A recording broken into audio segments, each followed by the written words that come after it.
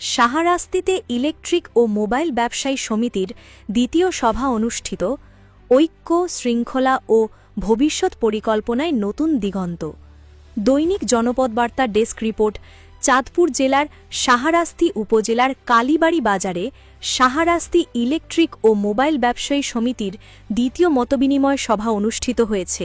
বৃহস্পতিবার 17 জুলাই বিকেলে কালীবাড়ি বাজারের chicken lover restaurant and toffee হাউসে এই সভার আয়োজন করা হয়।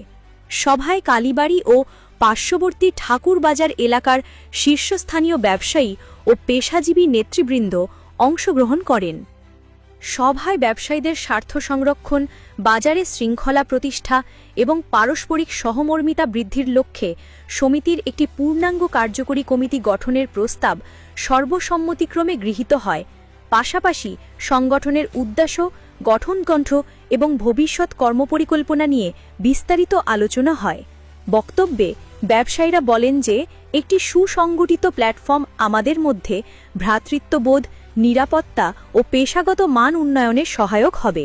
এই সংগঠন বাজার ব্যবস্থাপনায় শৃঙ্খলা ফিরিয়ে আনতে এবং ব্যবসায়ীদের স্বার্থরক্ষায় অগ্রণী ভূমিকা পালন করবে।